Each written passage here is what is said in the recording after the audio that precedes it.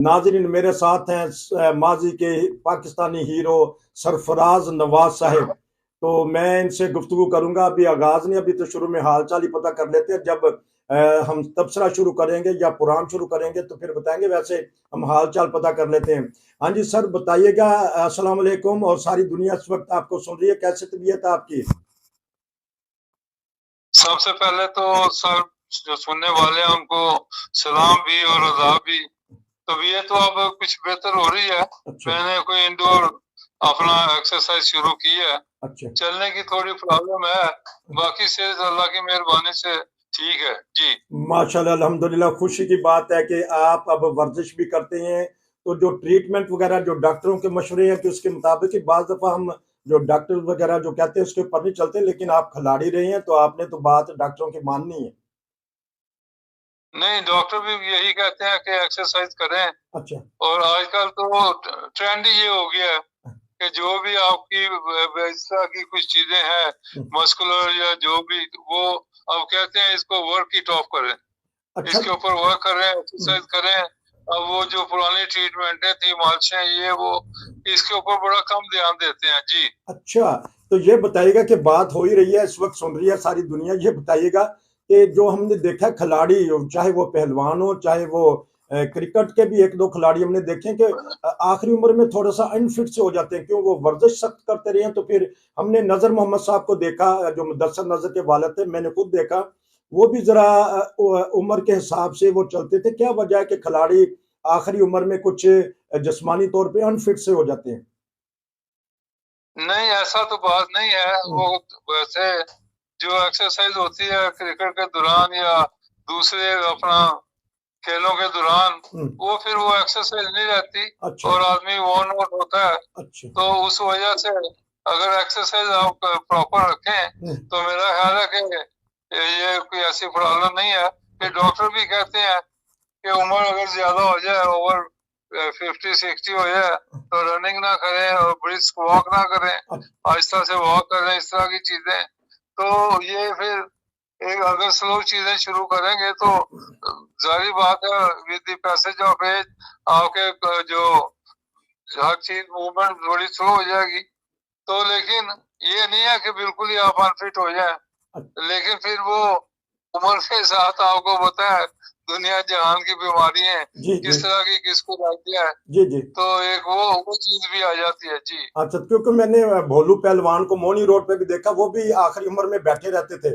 तो क्योंकि उन्होंने उन्होंने वर्जिशें या कसरत ऐसी सख्त की होती हैं, तो बाज दफा जिस्म वो मोटा हो जाता है, लेकिन बुढ़ापे में फिर उनको तंगी आती है। तो ये बताएं कि आपने ज्यादा से ज्यादा एक सैपल में कितने ओवर करवाए हैं? टेस्ट मैच में कितने ज्यादा फिर आपको उन्होंने कहा कि आप करवाते रहें, कितने ओवर करवाए हैं?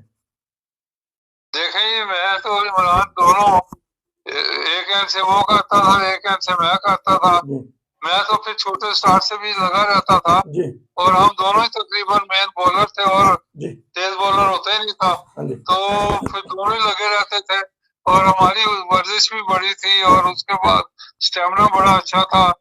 और मतलब कहने क्या कि अंत तक आजकल तो आप 4 ओवर का प्ले लेके फिर रहे हैं, उसको 10 ओवर करने पड़ जाए तो वो जुबानें बाहर निकल आती हैं। और उसके बाद देखें, उस वक्त ये नहीं था कि हर ओवर के बाद आप केले खाएं, पानी पिए, ग्राउंड के बाहर बाउंड्री लाइन पे खड़े हैं तो 12th मैन पानी लेके आ रहा है, इस तरह की चीजें उस जमाने में। तो जब रूल बने हुए थे कि 1 घंटे के बाद पानी होगा, अच्छा। बेशक जितनी मर्जी गर्मी हो। तो अब तो मामले बड़े आसान हो गए। 10 ओवर, 4 ओवर। तो उसके बाद टेस्ट मैचेस में ये देखने में आता है कि हमारे प्लेयर अनफिट हो जाते हैं उनमें ज्यादा। उसके बाद टेस्ट मैचेस में ये देखने में आता है कि हमारे प्लेयर अनफिट हो जाते हैं उनमें ज्यादा। पीसीएल माशाल्लाह शुरू हो रही है, तो क्या देख रहे हैं इस सीजन का? पीसीएल भरपूर तरीके से मनाया जाएगा। देखें, नए चेयरमैन आए हैं मोहसिन नकवी साहब।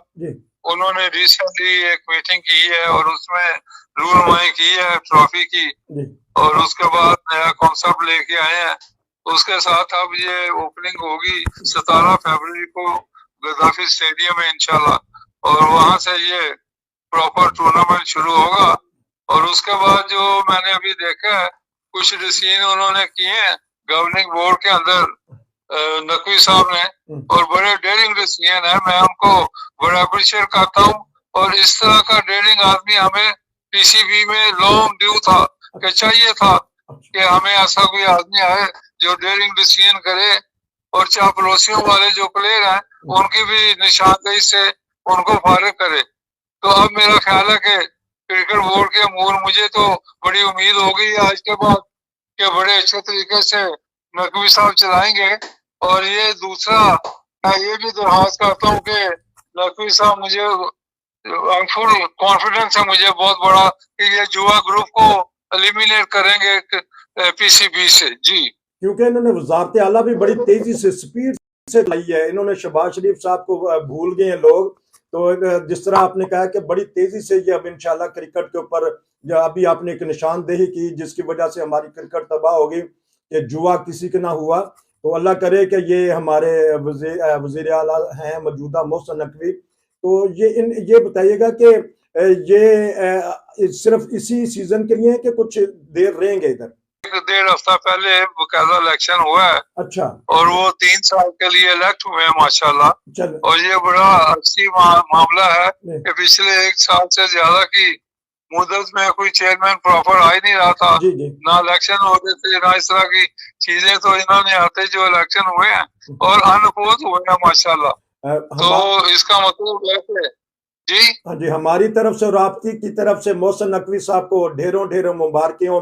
खुदा करे कि हमारे खेलों के मैदान दोबारा सजें और क्रिकेट में दोबारा आए। तो आप भी माशाल्लाह अब हमें भी वादा करें कि नाजरीन को हमारे चैनल के जरिए कुछ ना कुछ पीसीएल के बारे में बताएंगे। बिल्कुल जी, पीसीएल की ये 6 टीमें हैं और इनके मैचेस हैं कोई मेरा ख्याल 34। अच्छा। और ये लाहौर, कराची, रावलपिंडी और ये बीच में ये आपका है एक और शहर में याद नहीं आ रहा, जो बताता हूँ। तो ये 4 जगहों पे ये होगा। अच्छा। तो उसके बाद ये फिर फाइनल जो है ये कराची में ही होगा। अच्छा। और सेमीफाइनल भी कराची में, जो आखिरी 3-4 मैचेस होते हैं।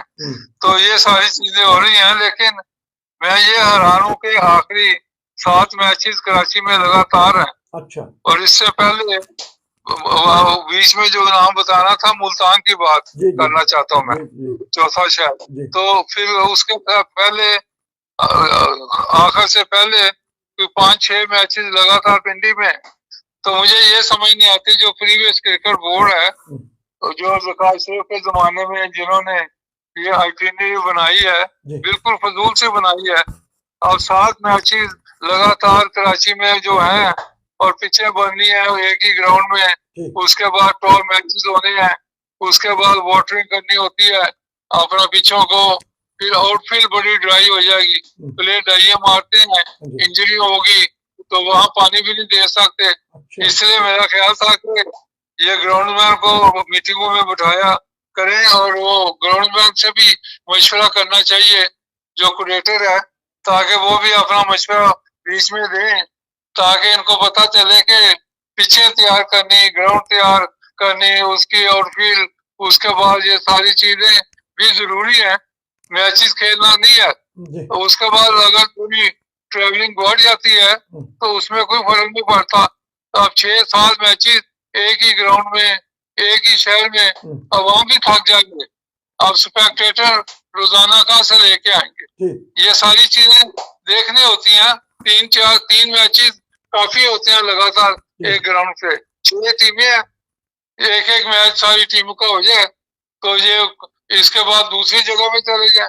जी हाँ, तो आपने बड़ी अच्छी एडवाइस दी है। तो ये भी बताइएगा कि आजाद कश्मीर को हम क्यों भूल जाते हैं? वहां से अच्छे प्लेयर भी हमें मिलते हैं, वहां के स्टेडियम भी तो सजने चाहिए ना, वो भी पाकिस्तान का हिस्सा है ना। नहीं, आजाद कश्मीर की तो एक अलग उनका अपनी लीग होती है, आजाद कश्मीर लीग, और वो बाकायदा पूरी टीमें पाकिस्तान से भी है और ये सारी टीमें आजाद कश्मीर की भी टीम है। तो ये उनका एक अलग टूर्नामेंट होता है आजाद कश्मीर के अंदर। जी बहुत शुक्रिया नाजरीन। क्रिकेट के बारे में अगर कोई और बात भी हुई, किसी ने सवाल करना हुआ तो वो कीजिएगा सवाल।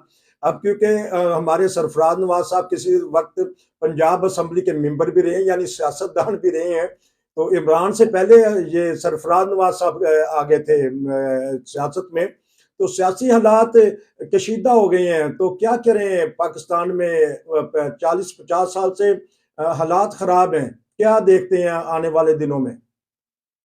सुनने वालों को मैं ये भी अर्ज कर दूं कि 2 दफा मैं फेडरल एडवाइजर रहा हूँ बेनजीर के साथ। अच्छा, ये भी मैं ऐड कर दूं। जी जी जी जी। हाँ, तो बेनजीर साहबा के साथ भी काम करने का मौका मिला, तो अब उन्हीं की बात कर लेते हैं। तो उनको कैसा पाया अपने मुल्क के लिए या खेलों के लिए, या वो वैसे ही किस तरह अवाम के साथ सलूक करती थी?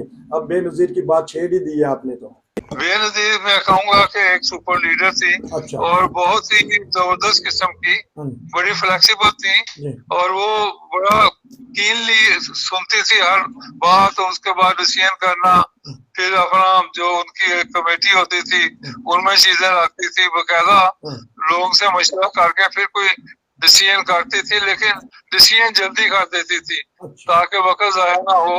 और मैं कहूँगा कि उस तरह की लीडर अभी भुट्टो साहब के साथ हमें काम करने का मौका नहीं मिला, लेकिन इनकी तरह का मेरा ख्याल है पाकिस्तान में अभी शायद कोई लीडर नहीं आया। उसके बाद नवाज शरीफ साहब आए थे, लेकिन नवाज शरीफ साहब भी आप देखें बीमारी की शायद हालत में है, या उन्होंने अब मौजूदा हालात में अपने आप को विड्रॉ कर लिया है, वरना वो भी पाकिस्तान के लिए जबरदस्त अपना मेरा ख्याल है अभी अगर प्राइम मिनिस्टर बनते तो जबरदस्त काम कर सकते थे। जी, प्राइम मिनिस्टर ना बनने की वजह क्या है ये बताइएगा? कि उन्होंने तो स्पीच करनी थी और अखबारात में बड़े बड़े इश्तिहार लगे थे कि वजीर आजम नवाज और पाकिस्तान को नवाज दो, तो लेकिन इन्होंने शहबाज दे दिया नवाज की बजाय, खुद ही इन्होंने अपने भाई को आगे कर दिया। वो तो देखे मियां साहब ने ऐलान कर दिया था इलेक्शन से पहले ही कि अगर मुझे पूरी अथॉरिटी मिली, पूरी अपना मिली अपना, तो फिर मैं करूंगा, मैं कोलिशन गवर्नमेंट में नहीं बनूंगा। तो वो उन्होंने जैसे देखा कि कोलिशन गवर्नमेंट आ रही है तो वो इस झंझट में नहीं पड़ते। He wants to make his decision single handedly clear, ताकि उसमें कोई इंटरफेयर ना हो। आप देखें तो वो चूचू का मुरब्बा जो पंजाबी में मशहूर है वो बन जाएगा, तो उसमें हर आदमी की राग होगी कि मेरे शहर के लिए मेरे नौकरियां, मेरे अपना कर्जे लोगों को जो देने हैं, इस तरह की चीजें, और मेरे लिए क्या किया है, तो ये चीजें चलेंगी। अब देखे ना, अब जरदारी साहब ने एक चीज छेड़ दी है और मैं उस पर हैरान होता हूँ सोच के कि ये कैसे मुमकिन है। अब प्राइम मिनिस्टर का तो उन्होंने कह दिया कि शहबाज शरीफ बनेंगे, उसके बाद बाकी आप चीजें देखें कि पॉसिबल नहीं है। एक उन्होंने कहा इस चारों गवर्नर मेरे होंगे नून के पीपल्स पार्टी के, उसके बाद स्पीकर मेरा होगा पीपल्स पार्टी का, फिर चेयरमैन चैनल पीपल्स पार्टी का, और सदर वो कहते हैं मैं खुद दूंगा वो भी पीपल्स पार्टी का। अब आप देखें वहाँ के एमक्यूएम का रफड़ पड़ेगा कराची में कि गवर्नर हमारा होना चाहिए, फ्रंटियर में गवर्नर का मामला चलेगा कि वो अपना केपी वाले कहेंगे हमारा गवर्नर हो, फिर फजल रहमान साहब कहेंगे बलोचिस्तान में हमारा गवर्नर हो, बलोची कहेंगे। पंजाब में जो इतनी मेजोरिटी है 160 सीटों 100 में मेरा ख्याल 80-90 सीटें हो जाएंगी, ये अभी और मिनोरिटी की मिला के। अब पंजाब में देखें, पंजाब का कहेगा कि हमारा गवर्नर हो, तो ये एक तो ये लंबा रफड़ होगा। उसके बाद फिर स्पीकर का मामला आएगा, उसके बाद फिर चेयरमैन सेनेट का मामला आएगा। तो ये नून लीग ने एक ऐसा शोषा छेड़ा है इस बार पीपल पार्टी ने कि एक किस्म की ये ऐसे लड़ाई और तबाही की तरफ अपना धकेल रहे हैं हुकूमत को कि हुकूमत जल्दी ना बने और इख्तिलाफात चलते रहे। इस तरह की चीजों में ये जरदारी साहब ने जो ये शगुफा छोड़ा है ये नहीं होना चाहिए था। जी अच्छा, इसका मतलब है कि पीपल पार्टी की पांचों घी में सर कढ़ाई में, और मेरा सवाल है कि अब क्या होगा, तो क्या बनेगा हमारे मुल्क का? सरफराज नवाज साहब। देखिए सबसे पहले तो अब आप देखें कि इमरान खान का यू टर्न फिर हुआ है एक दफा। जी आज उसने आवाज आप तमाम पार्टियों के साथ राब्ता करें ठीक। और अपने वो कैसर साहब को जो पहले स्पीकर थे उन्होंने आके टीवी के ऊपर वाज़ेह ऐलान किया है, प्रेस कॉन्फ्रेंस की है कि मैं आज मिल के आया हूँ जेल में इमरान खान से, और उन्होंने कहा कि तमाम पार्टियों से राब्ते शुरू करें और ये ना देखें कि हम तमाम पार्टियों से मिलकर चलना चाहते हैं। अब आप एक चीज देखें कि फजलुर रहमान साहब ने भी बात की है और उससे पहले मैं भी बात करना चाहता हूँ कि 9 मई का आप मामला देख लें कि 9 मई में जो इमरान खान पार्टी ने, पीटीआई ने जो जबरदस्त दलालत की थी और उस वक्त इन्होंने जो किया था कि फौजियों के अड्डों पे और उनकी जगहों पे हमले करने और फौजियों के खिलाफ बगावत करनी, तो ये आप देखें कि कोई पार्टी भी एस्टेब्लिशमेंट के खिलाफ इससे क्यों मिलेगी, और ये आप चाहते हैं कि पार्टियों को मेल मिलाप करके और एस्टेब्लिशमेंट को रुस्वा किया जाए। लेकिन मेरा नहीं ख्याल कि ये मामला चलेगा और इस तरह कोई पार्टी बर्दाश्त नहीं करेगी कि हम एस्टेब्लिशमेंट के खिलाफ इमरान का साथ दें। जी फजल रहमान तो बोल पड़े हैं, वो उन्होंने तो एस्टेब्लिशमेंट को कल खरी खरी सुना दी और इनका करना क्या चाहते हैं, ये धरनों पे आ गए हैं और ये कहते हैं कि हमारे दिमाग मुख्तलिफ हैं, जिस्म एक है, ये तो पीटीआई के साथ मिलके एहतजाज करना चाहते हैं। तो फजल रहमान भी डबल गेम खेल रहे हैं। नहीं, फजल रहमान तो देखें उसकी तो अपनी जो पार्टी ऑलमोस्ट बड़ी कम हो गई है और उसके कोई आदमी इलेक्ट हुए नहीं अपना केफी से, वो तो उस परेशानी में है कि एहतजाज करेंगे, ये करेंगे, और उसमें डेस्परेशन में देखें आदमी तरह तरह की बात किसी तरह की भी कर देता है, तो वो तो अभी डेस्परेशन में है। और जैसे जमात इस्लामी में उन्होंने अपना सिराज साहब ने रिजाइन कर दिया हार के बाद, और उस समय एक दो आदमी और जैसे तरीन साहब ने रिजाइन कर दिया है, तो मेरा ख्याल है मौलाना साहब को भी अब ये सोचना चाहिए कि किसी और के हाथ में दें अपना ये चीजें, ताकि वो कोई और आदमी आके अपना पार्टी को संभाले। और ये इस तरह का एक्सेप्ट करना चाहिए कि डिफीट हो गई है तो हो गई है, तो उसमें अब लड़ाई डालने की जरूरत क्या है।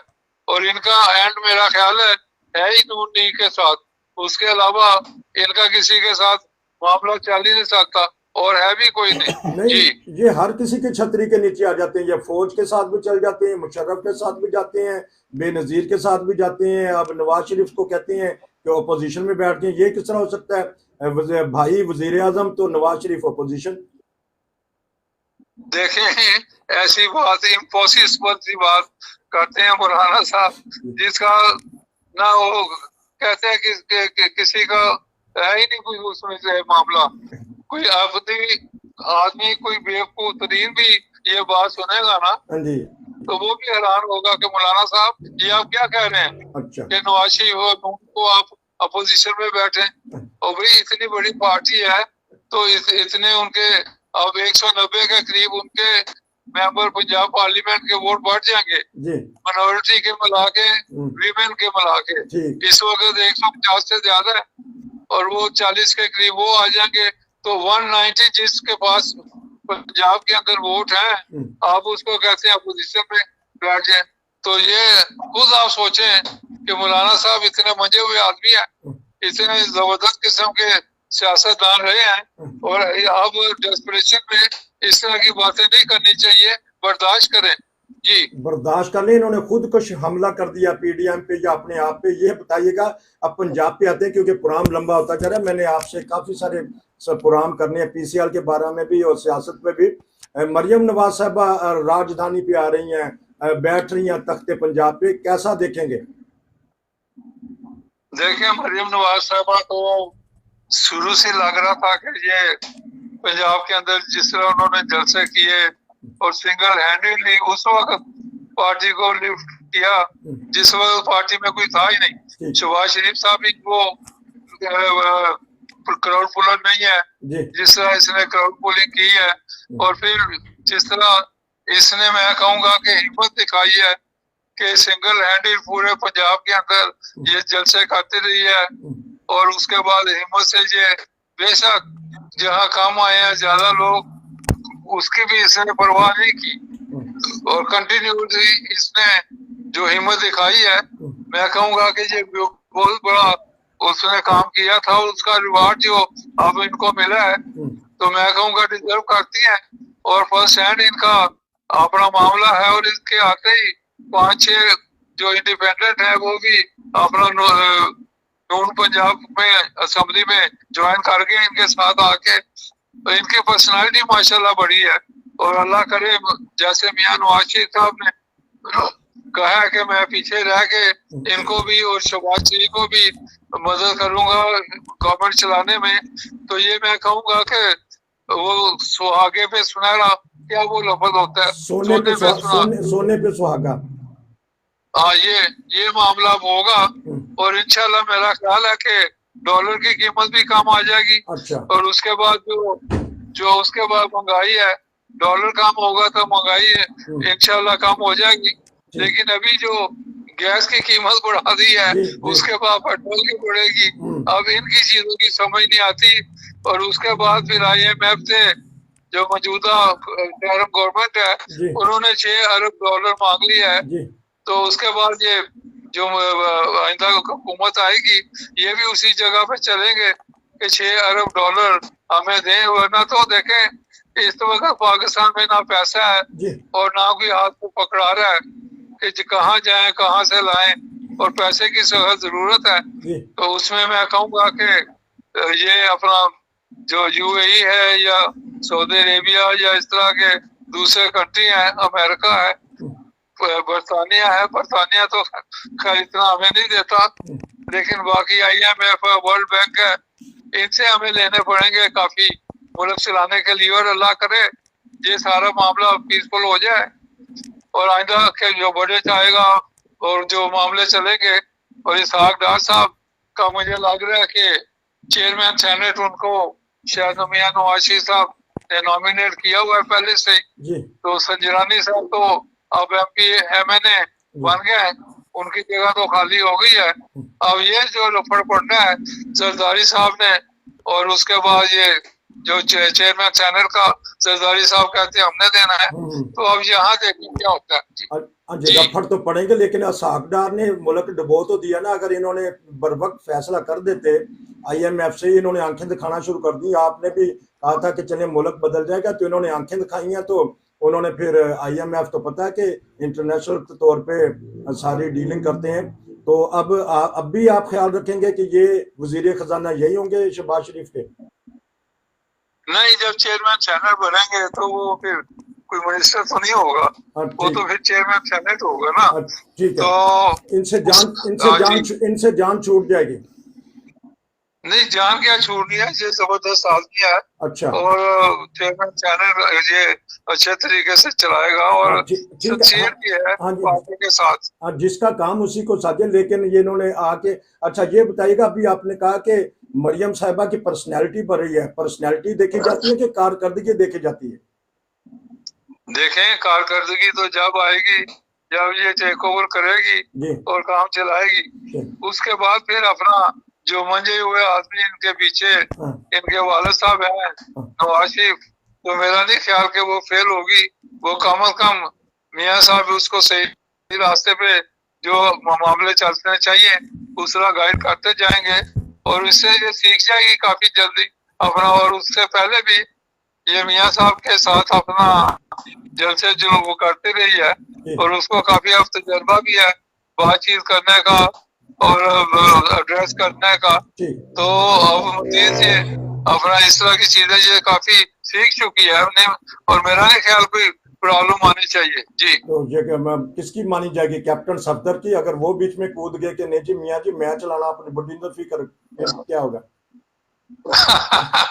तो कैप्टन सफदर को आपने ना जलसा जुलूसों में देखा है, तकरीर करते हैं, तो वो तो अपना बस माशाल्लाह अल्लाह करेंगे। अच्छा। कोई बात नहीं, दुआ मांगेंगे अच्छा, अपने बेगम साहबा के लिए अच्छा। कि कामयाबी है, वो कामयाबी है, अल्लाह ताला करे जी। उन्होंने फसाद मचाना हो तो उनको आगे ले आए तो अच्छा। अब उमर अयूब को वजीर आजम नामजद किया है इमरान खान ने, जो अयूब खान के पोते हैं और गौहर अयूब के बेटे ये हैं।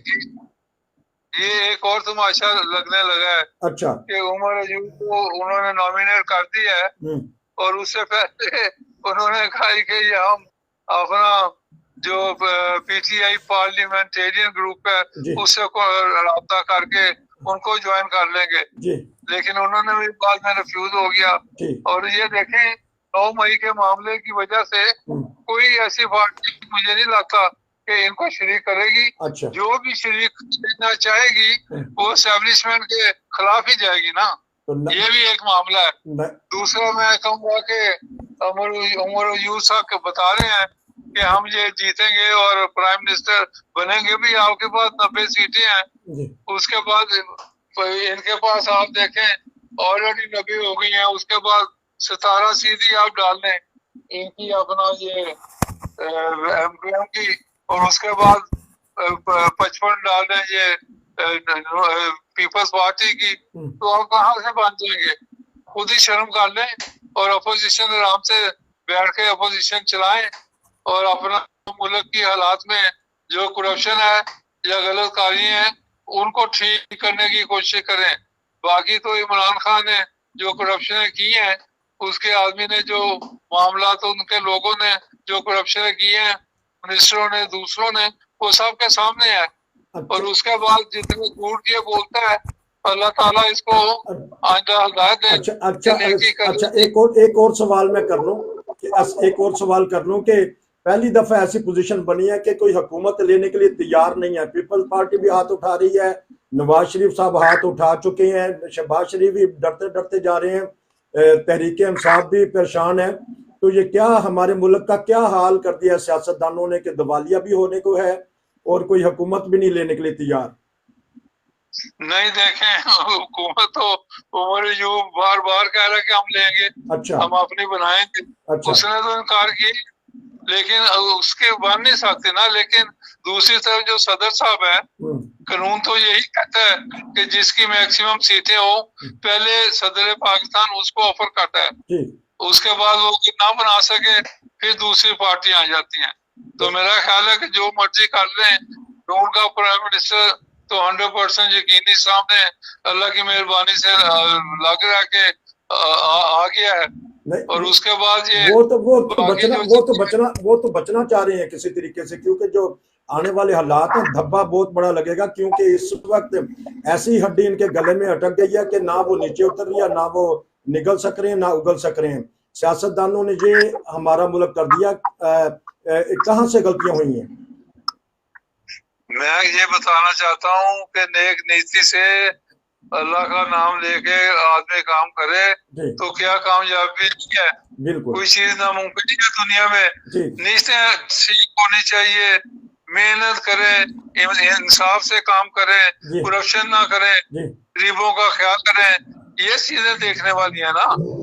उसके बाद अगर आप करप्शन के ऊपर लग जाए कि मैंने बैंक बैलेंस लोगों ने बनाना है, मिनिस्टरों को आप, वो मियाँ साहब ने सही मना किया है कि तस्वीर लेके आप असेंबलियों के अंदर ना फिरना, तस्वीर करनी है तो घर के अंदर बैठ के करो, तो जब मर्जी। तो ये सारी चीजें तमाशे मियाँ साहब ने ऑर्डर कर दिया नवाज शरीफ साहब ने कि खत्म करें और मेहनत से काम करें, ईमानदारी से काम करें। और अपोजिशन का मैं कहूँगा कि मौजूद है, अगर कोई गलत कार्य हो रही है तो उसके ऊपर खुल के बात कर सकते हैं। इस वजह से मेरा ख्याल है कि मजबूत अपोजिशन की वजह से मेरा ख्याल है हुकूमत ज्यादा बेहतर काम कर सकेगी। उसके बाद ये जो पीपल्स पार्टी है, इसको ब्लैकमेलिंग नहीं करनी चाहिए, ईमानदारी से ये चले और जो आपस में फैसले हों उसको फ्यूचर के लिए उसको ऑनर करें और उसके मुताबिक काम करें। जी बहुत शुक्रिया, आपने 40-50 मिनट का तबसरा दिया। नाजरीन, ये थे मेरे साथ सरफराज नवाज साहब, आपका बहुत शुक्रिया जी। Thank you. नाजरीन, ये थे सरफराज नवाज साहब, बहुत अच्छा तबसरा करते हैं, दर्द दिल रखते हैं पाकिस्तान के लिए। पाकिस्तान के हालात के बारे में बड़ी सब तशवीश पाई जा रही है। तो अल्लाह करे कि जल्द हालात दुरुस्त हों और हमारा मुल्क भी तरक्की याफ्ता ममालिक में शामिल हो जाए। नसीर को इजाज़त दीजिए। अस्सलाम वालेकुम।